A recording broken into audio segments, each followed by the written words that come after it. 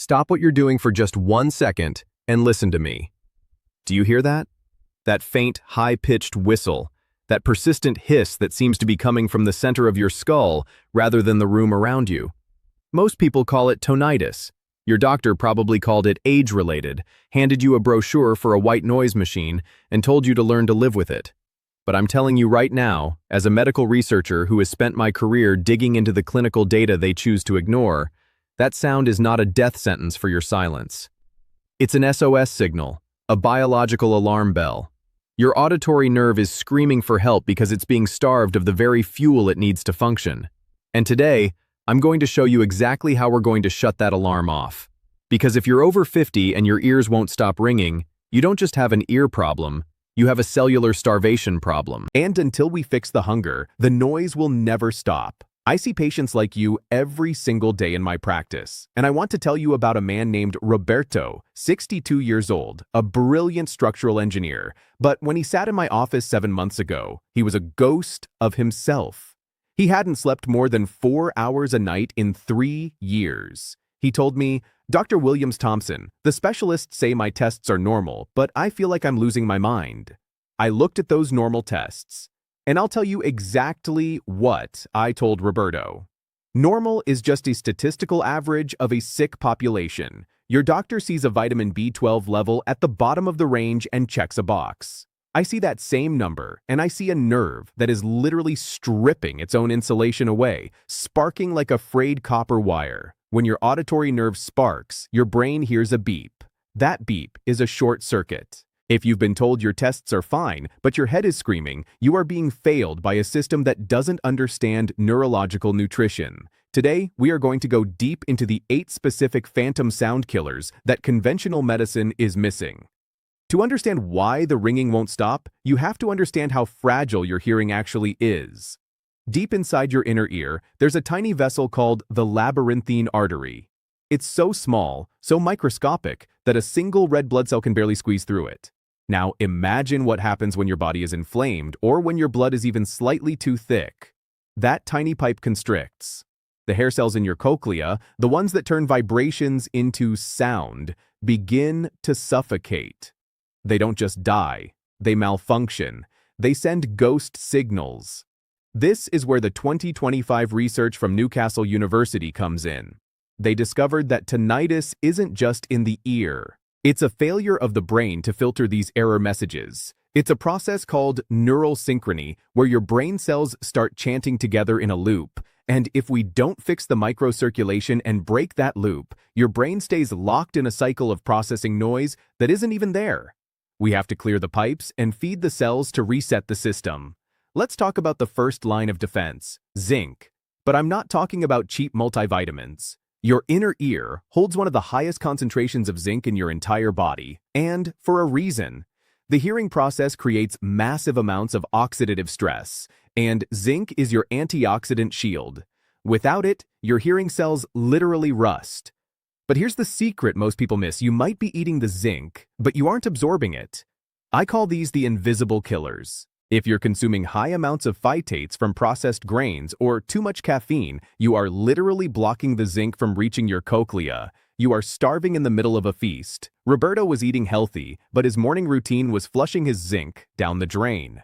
We flooded his system with bioavailable zinc, pumpkin seeds, and specific lean proteins, and removed the blockers. Within weeks, the rust started to clear, and for the first time in years, the volume of the hiss began to drop. Now, I have to tell you something that might shock you. While you're trying to fix your ears, you might be accidentally poisoning them. There's a whole class of substances called otoxic drugs. These are everyday items, common pain relievers like aspirin or certain anti-inflammatories that cause direct chemical damage to your hair cells. They trigger a massive release of free radicals, overwhelming your zinc and magnesium shields. If you're taking these regularly for joint pain or headaches, you are throwing water on a fire while pouring gasoline on the other side. My protocol for Roberto involved identifying these hidden toxins and replacing them with natural anti-inflammatories like curcumin and bacillia, giving his ears a chance to finally breathe and recover. But zinc is only the beginning. You know, we have to talk about the insulation. Imagine a high-voltage power line. If you strip the rubber coating off that line, it hums, it buzzes, it sparks. That is exactly what is happening to your auditory nerve right now. If your vitamin B12 levels aren't in the Kent optimal zone, as we age, our stomachs lose the ability to absorb B12. This leads to demyelination, the thinning of the nerve's protective sheath.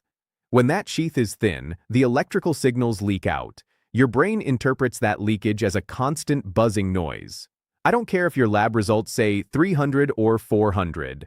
For a senior with tinnitus, that is a deficiency. We need you closer to 800 to even begin the repair process. This is why Roberto's doctor missed it. They were looking for not sick, while I was looking for optimal repair. Why does the ringing get louder when you're stressed? Because of a chemical called glutamate. Glutamate is the gas pedal of the brain. When you're under stress, your brain floods the auditory cortex with it. And if you don't have enough magnesium to act as the brake pedal, you enter a state called excitotoxicity. Your nerves fire so fast, so hard that they actually begin to damage themselves. This is the glutamate storm. It's why your ears scream after a long day of work or a bad night's sleep. We have to manually reset that brake pedal. By flooding the inner ear with the right forms of magnesium, specifically through things like almonds, avocados, and dark leafy greens, we are effectively turning down the gain on your internal amplifier. We are telling the nerve to calm down. If you think vitamin D is just for bones, you are living in the 1990s. The research published in Frontiers in Neurology in early 2026 has completely shifted the landscape. Vitamin D3 is a neurosteroid. It regulates the expression of hundreds of genes in your nervous system, including the genes responsible for protecting your auditory pathway. The study was clear. People with chronic bothersome tinnitus have significantly lower D3 levels than those who don't. Why? Because D3 is the repair foreman of the body. If your foreman is missing, the repairs never get done. You stay stuck in a loop of chronic inflammation. Most of you are hiding from the sun or using so much sunscreen that your D3 levels are in the gutter. We need to get you into that 15 minutes of direct morning sun or prioritize wild-caught salmon and eggs to give your auditory nerve the currency it needs to fix itself. Have you noticed the beep is louder at 3 a.m.? It's not just because the room is quiet, it's because your ears have a circadian rhythm. At night, your body tries to enter system repair. If the raw materials aren't there, the zinc, the B12, the magnesium, the repair process stalls. The brain detects the broken signal and amplifies it to find the problem. This is a neural feedback loop.